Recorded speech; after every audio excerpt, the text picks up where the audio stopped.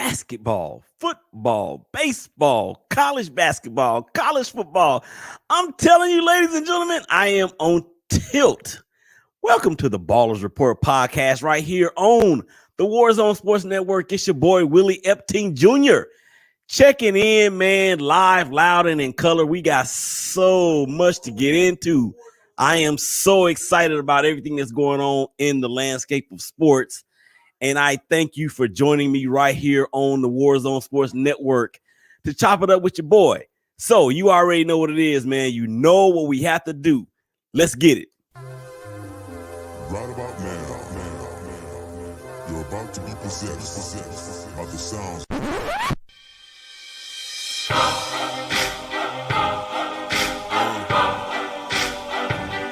2-6 show. Yeah, I know what it is. You little suckers get to talking, grabbing and walking, strapped to the pong of their jaws and smacking they sleep with the coffins. And they getting greedy like saying, give me all.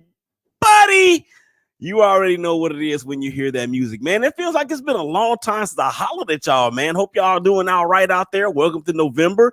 You might see me with this, whatever kind of hat this is on. This is a cold day in the Dallas-Fort Worth Metroplex. I mean, it was 79 degrees on Monday, and today, 49. Welcome to fall, and welcome to another episode of the Ballers Report podcast, courtesy and powered by, of course, the Warzone Sports Network. Man, we got so much to get into, man. I don't even know where to start. I do, but I don't, because breaking news came out earlier today out of Las Vegas. My Las Vegas Raiders, along with Joe Morley and so many other people out there, man, oh man, how can you, let's just say this. Wide receiver Henry Ruggs III was involved in a early morning car crash on Tuesday morning. He actually hit someone in the rear, and they actually wound up dying from the accident. I saw photos of the scene. I saw photos of his Corvette. I saw photos of the other person's vehicle. The other person reportedly was dead inside the car when their car burst into flames. And Henry Ruggs III, his vehicle was totally mangled in the front end. And then, of course, you saw the report, or you heard the report, or I heard the report, that there was some possible impairment on behalf of HR3. And so he is expected to be charged with driving under the influence, causing death. I don't know what the maximum penalty is for that crime in Vegas. I was talking to Marshawn Powers earlier today on the Her and the Huddle show between himself and myself and our girl Rachel Hill. We talked about this, and he was explaining how basically the vehicular laws in Vegas when it comes to alcohol, they don't play. They don't play. So let's just do this. Our heartfelt prayers, well wishes, condolences, and all of that goes out to the victim's family, everyone that he's connected to. Also to Henry Ruggs III, because if you guys remember, his best friend was killed as a result of a drunk driver when they were in high school, I want to say. And he talked about never getting over that. They did a piece about him on CBS when Alabama was playing somebody, and it was a real tearjerker. And now here we are in this situation, and he is actually allegedly the perpetrator in said incident that actually took the life of one of his best friends. So, yeah, man, and in Raiderland, you know, you have to understand, or you have to think that his teammates, his friends, his brothers are all really just heartbroken for him, not because, of course, he's going to be off the football field, but because we have a person whose life is gone and can never come back. And that's the ultimate. That is the ultimate. Yeah, at the end of the day, what happens between the lines does not matter in terms of real life. But here we are. And it is so very, very unfortunate that this incident had to take place. And I don't ever want to make light of life. I don't ever want to make life or make light of the loss of life, because it is that. But we are a sports network. This is a sports show, although The Shakeback Media Group talks about various things, shakebackgroup.com, as well as on Twitter at Shakeback Media Group. Yeah, so we talk about a myriad of things such as this, but in terms of sports, it's going to be very interesting to see how the Raiders move forward with this hanging over the facility in the midst of everything else that has just happened with John Gruden, former head coach John Gruden, being let go. So once again, man, our most heartfelt and thoughtful prayers go out to the victim's family, everyone he's connected to, also as well as Henry Ruggs. Okay, so let's move on a little bit further into the show. We're going to remain here in the NFL because we have to do the roundup, and this is a trick or treat version because it really involves so many games that took place in week 8 or week 7. Yeah, week 7. And we're going to start in Cleveland because Cleveland is the Browns are the lovable losers of the NFL, just like you could say the Chicago Cubs were at one time in Major League Baseball, as well as the Cleveland Indians in Major League Baseball. But the Browns, man, have had it all out in front of them. Probably their most talented team at least since before the Browns took off for Baltimore and then became the Ravens. They metamorphosized into the Ravens. But they had it all out in front of them against a team in Pittsburgh whose offensive line is not that good. They can barely run the ball. That doesn't mean they don't have a dynamic running back. They do have a dynamic running back. Their wide receiver core is average at best. The best wide receiver in the room is out for the year. They have a 39-year-old quarterback who is really a shadow of what he once was.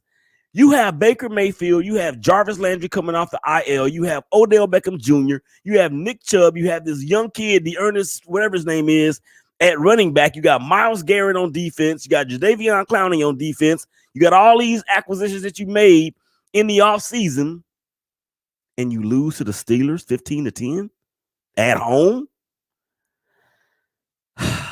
Man, I was, look, we were talking about this earlier today on Her in the Huddle. I am very, very sad for the Cleveland Browns fans, and I have gotten to know a good bit of them since my time as a media person and networking all over Twitter and those great things. But for the Cleveland Browns, to lose that game is inexcusable. Inexcusable for all of the reasons that I mentioned. So what does this do for the Browns? Because they have to play the Bengals in week 8. I think that game is in Cincinnati. And Cincinnati, although they're coming off of a loss against the Jets, they lead that division still by virtue of what they did to the Ravens in week 7 or week 6. Yeah. Cleveland, I hate to say it, man, but y'all kind of in trouble, yo. Y'all kind of in trouble. And we just talked about the Bengals. The Bengals are leading the AFC North. Raise your hand. Raise your hand if you thought that at this point of the season, the Cincinnati Bengals would be in first place in the AFC North. Raise your hand. I'll wait. I'll wait. That's what I thought. Nobody, including myself, is not going to raise their hand because nobody expected us or expected the Cincinnati Bengals to be here at this point in time. As of that game, going into that game against the Jets, the Cincinnati Bengals were the number 1 seed in the AFC. That means that the Cincinnati Bengals would have had, if the playoffs were to start today, they would have had, or that day, they would have had the number 1 seed in the AFC. Never would have thunk it. Not one iota. And this is a must-win game for the Browns. I mean, and then the drama that continues to surround Baker Mayfield and wide receiver Odell Beckham Jr. with the trade deadline having come and gone as of 3 o'clock today. And I heard rumblings that there was a possible trade in the works where the New Orleans Saints may have been trying to get Odell Beckham Jr. out of Cleveland. The word is that they, being the Browns, wanted too much compensation. Here's my question about this. How in the world could you want too much compensation for a receiver or for a player that you barely even use? You barely even use. I don't get that. So, yeah, we're gonna get back to the Cleveland Browns just a little bit later in the show. Also, Dallas Cowboys and Cooper Rush, Corey Ellison. I think you made a statement before the year started that you wanted Cooper Rush ran out of town, and you would have preferred Garrett Gilbert rather to be the backup quarterback. Well, Gilbert's gone, but Cooper Rush is here.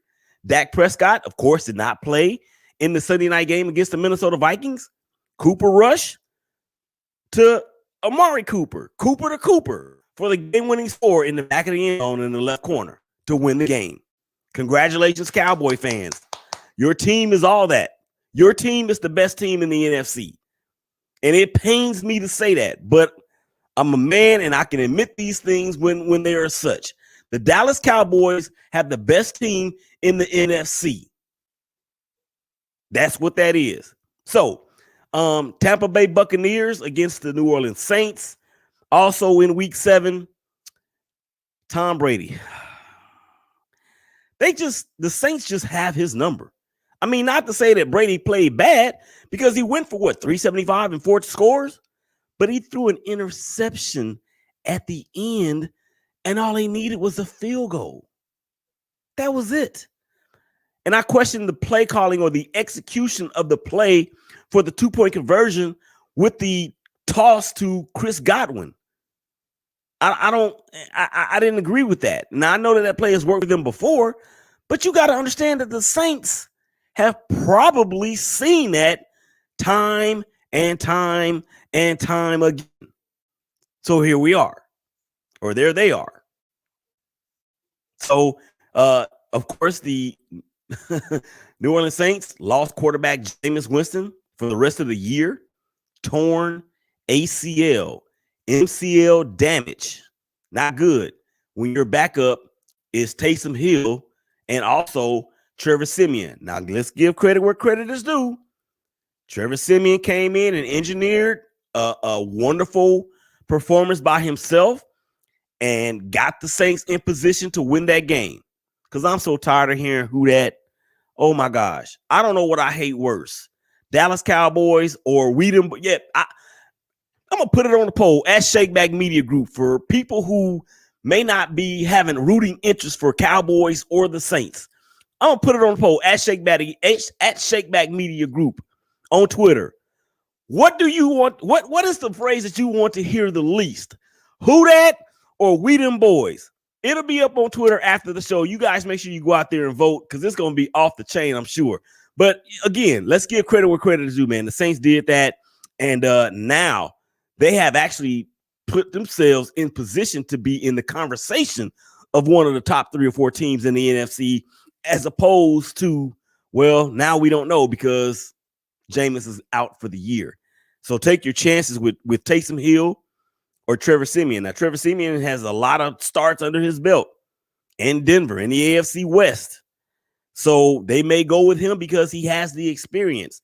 I think for him and the Saints team as a whole, he has a great defense.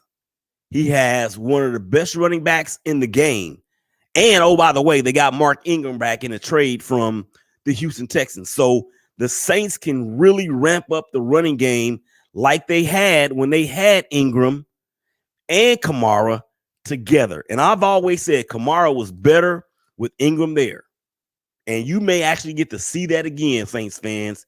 Hashtag who that. Okay, let's keep on going on in the show. Trade deadline, as I mentioned in the beginning, in the beginning of the show.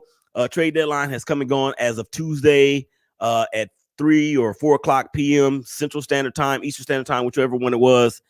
And there's some notable players. They got moved. Von Miller is going from the Broncos in Denver to the Rams in Los Angeles. And let's just say this. If the Rams ain't showing you at this point in time that they are not going for broke or that they are going for broke, dude, you'll never have evidence of such ever again in anything that you see or not see or hear or maybe even not hear. So what does this mean? Well, the Rams now have a premier pass rusher on the outside. They have the best defensive player in the league on the inside. They have one of the best top 3 cornerbacks, if not top cornerback in the NFL in Jalen Ramsey. That's pretty good. That's pretty good. And you have Matt Stafford, who is having an all-pro MVP player of the year type of campaign. You have a dose of good running backs with Michelle and Henderson. You let Deshaun Jackson go, but that's really not that important because he really wasn't doing all that much anyway. He did have a deep bomb earlier in the year. I can't forget or remember who it was against, but he ain't the Deshaun Jackson that was returning punts against the New York Giants back in the day. He's not that dude anymore. He's gone. But they still have Cooper Kupp. Cooper Kupp is amazing. They still have Robert Woods. They have Josh Reynolds. So what does this do for the Rams? It thrusts the Rams on paper to me above the Cowboys, above the Bucks. And they've already beaten the Bucks without Von Miller. So the NFC is stacked, no doubt. And how can I do a week 7 roundup or a week roundup without mentioning these two teams that played on last Thursday night? The Arizona Cardinals and the Green Bay Packers. Green Bay goes into the desert and they ground the Cardinals without a lot of their best players. And then Robert Tonyan, their tight end, is going to be out for the year with a torn ACL. But Aaron Rodgers did what Aaron Rodgers does. He just moved them down the field consistently, and they beat a very good Cardinals team at their place. Green Bay is up there. Arizona's up there. Dallas is up there. The Rams are up there. You got to put the Saints up there too. You have to. And really, that's a top-heavy conference, man. You're looking at a conference who 7 teams could have 11 wins. And it may take that to get into the playoffs from the NFC. So Fletcher Cox, he was on the trading block, but he actually did not get moved. A lot of people, or I shouldn't say a lot of people, some people were surprised to see that. I thought that the Raiders would probably try to do something to get Fletcher Cox. But who knows where the Raiders' brain trust minds were at, stemming from all of this news about Henry Ruggs III earlier on today. Also in the NFL, when you talk about rivals and hated rivals and teams that you want to do poorly because you have a rooting interest for your team that may be in that same team's division, nothing was more of the case for me on Monday night when I saw the New York Giants playing against the Kansas City Chiefs at whatever that GEHA field at Arrowhead Stadium, whatever those initials are, when Daniel Jones, Danny Dimes, hit Evan Ingram, who seems to be missing in action and has had APBs placed on him all throughout the year. When he hit Evan Ingram on that out route for, I think it was a 6-yard score that actually put the Giants up 17-10 or 14. I thought that was going to be the it for the Chiefs, and they were going to go to 3-5, and that was going to be the proverbial nail in the coffin. But then the Giants did what the Giants do. Offsides, a phantom face mask penalty that was called, the face mask or the offsides penalty nullified an interception that actually would have sealed the game, I believe. And then the Chiefs, next thing you know, they're escaping. But Patrick Mahomes, for all y'all out there that's got Patrick Mahomes on your fantasy league team, I'm sure you're probably thinking what the heck is going on, because that dude has 11 interceptions on the year. He has 11 interceptions on the year, and he leads the league. And he has not had more than, I don't think he's had more than 10 in a season since he's been playing, or in the NFL anyway. So whatever is going on with the Chiefs and the and Mahomes, they may have actually righted the ship, although it was ugly. It was ugly. That game was ugly. So you Chiefs fans, yeah, you got to win, but it was against the Giants, and it was ugly.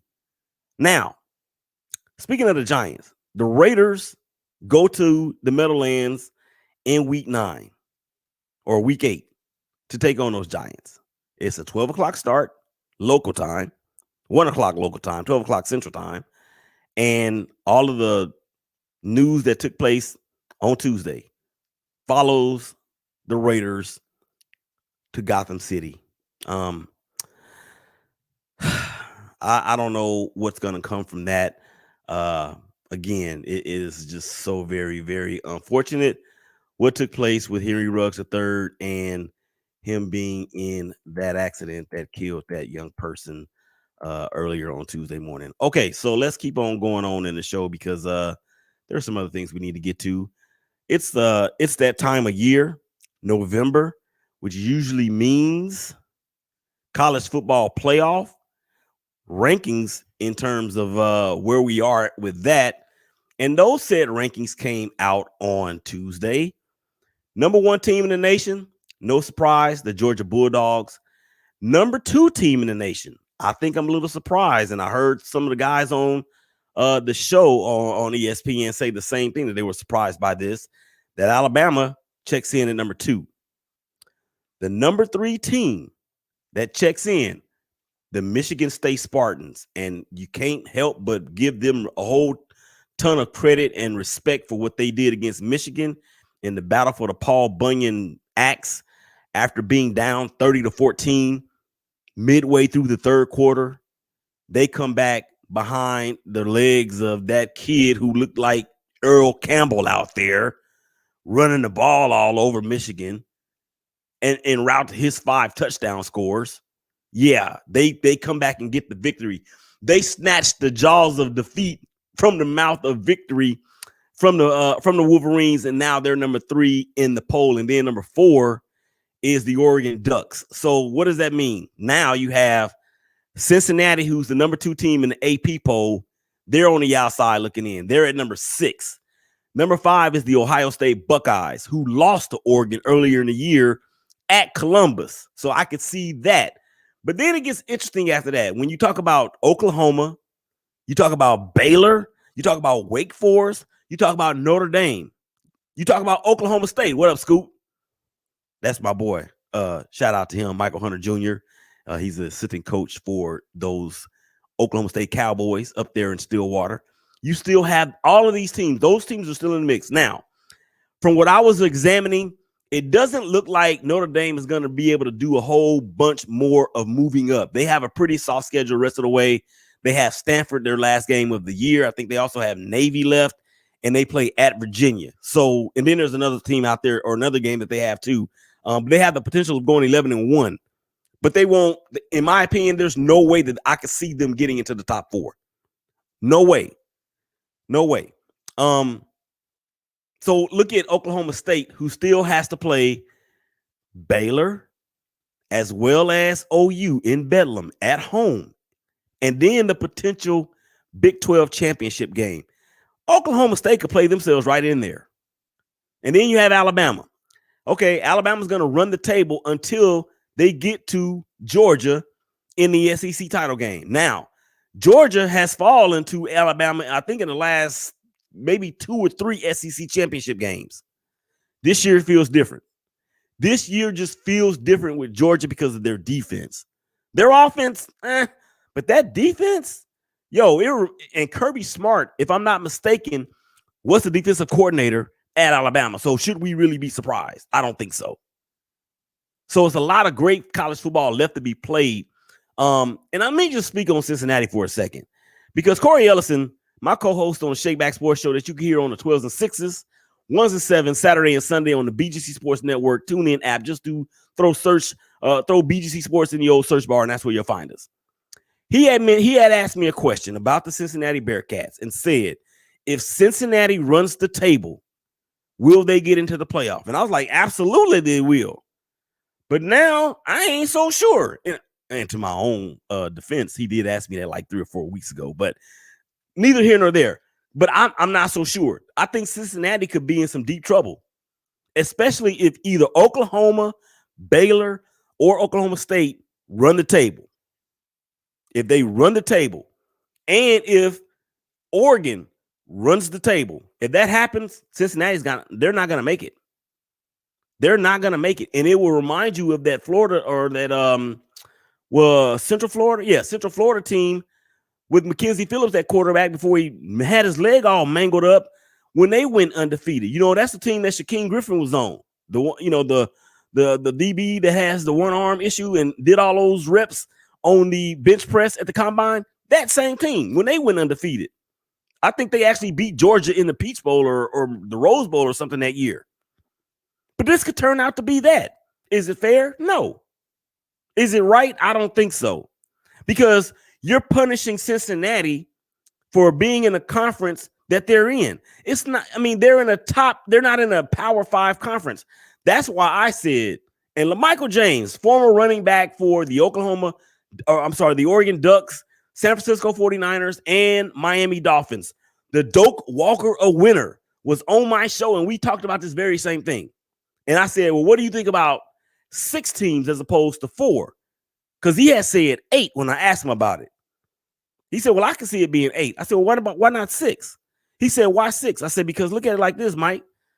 You have the Power 5 conferences, so you can take the conference champion from each of those Power 5s, and then whoever the best 6th team is could be in at large. It could be like somebody like a Cincinnati or like a Boise State was back in the day, or whatever that 6th best team is. Doesn't matter if they're a conference champion or not. The 6th best team should be able to get in. I don't like the 8. I definitely don't like anything more than 12. I think 6 is the perfect number. So this is the first edition of the CFP playoff poll. So yeah, we got a lot to let play out in terms of that. All right, so World Series Tuesday night, Game 6, Houston, Texas. Astros versus Braves. I had already picked the Braves in 7 on the hashtag Brothers of Baseball show with your boy Willie Epting Jr. 12s and 6s, 1s and 7s. BGC Sports Network. Check it out on the TuneIn app. Same thing. I had already said there that I was picking the Braves to win it in 7. The Braves went up 3-1. They won Game 2 in Houston, won Game 3 in Game 3 in Atlanta, Game 4 in Atlanta to go up 3-1. And then when I think it was Austin Riley hit the grand slam in the first inning of Game 6 or Game 5 rather, I said the Braves are about to win the World Series, man. But then the Astros come storming back, and now we have Game 6 in Houston. Max Fried is on a bump against the Astros, and I'm telling you right now, if the Astros force a Game 7, they're going to win the World Series. They're going to win the World Series. As much as I hate that, because I hate them, they're going to win the World Series. All right. I'm trying to see if I want to get to this other. Yep. You know what? I got to, because I teased it in the in the beginning of the show. That part of the show where, you know what we do? We talk about something inside or outside of the world of sports that could be either good, bad, or ugly, or it could be this or that, or it could be something that just says somebody is just that dumb. And I'm gonna give this award to the Cleveland Browns. I'm gonna give it to them because of everything that's going on with Odell Beckham Jr. and the video that his dad posted on Instagram on Tuesday that shows that Baker Mayfield appears to be not throwing the ball to Baker Mayfield on purpose. And if you haven't seen it, I encourage you to go out there and watch it on Instagram. I didn't see the entire video. I saw enough of it to make me think that, yo, his dad might be right. And whatever is going on between Baker and ODB or OBJ, ODB, that's old dirty bastard from the Wu Clan. God rest his soul. Whatever is going on between those two professionals, they need to get it straight. They need to get it straight, and I don't think it's going to happen. So therefore, this week's award of dummy. You big dummy. You big dummy. You big dummy. You big cold-blooded dummy. You big dummy. See what you did? Oh, no, you big dummy. Oh, no, you big dummy. You big dummy.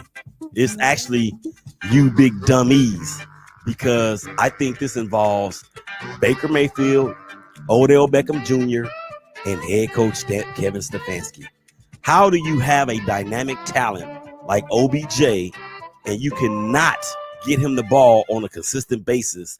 There's a good chance that if that were a reversal of fortunes in terms of what they have going on out there in Cleveland, you may very well see that they would not be in the position that they're in at 4-4 going into week 8 against their cross-state rival and first place Cincinnati Bengals. I think that game is actually in Cincinnati. So yeah, they are the big dummies of the week. All right, we're going to wrap up the show with a little NBA talk. Of course, it's still very early in the season. We know that Kyrie Irving is still not with the Nets. We do know that Kevin Durant has become a little bit of a troublemaker, if you will, because he's throwing balls in the stands and, getting kicked out of games and all that old great stuff, getting fined and all that stuff. So obviously he feels something there. And what about the Milwaukee Bucks? At this point of the season, they are behind the Chicago Bulls, who came out like gangbusters. They're also behind the Cleveland Cavaliers. And then the Los Angeles Lakers have a little bit righted the ship with 2 games in a row as far as the win streak goes. Now sitting at the number 4 seed in the Western Conference, Golden State is still there at the top spot, along with the Jazz is in there as well. And the Dallas Mavericks. How can I not say anything about the hometown Dallas Mavericks? Not my hometown Dallas Mavericks, but the hometown Dallas Mavericks. And even though I am a Laker fan, I also have learned how to root for the Dallas Mavericks, because Luka Doncic, that kid right there, can play. He's down to earth. He's not cocky. He's cool. He's easy to talk to. All the great things, man, that you want to see, not just from a superstar player and athlete, and a polarizing athlete at that, but just from any person in general. All right, my ball out is this. Y'all take care of each other. Y'all hug each other. Y'all love each other. Y'all take care of one another. And make sure that you continue to do you. Willie Epting Jr., Ballers Report Podcast, Warzone Sports Network. We finna be out of here, man. Y'all take care of each other. Y'all take care of yourselves. And I promise we'll holler at y'all again real soon. Peace. I'm out.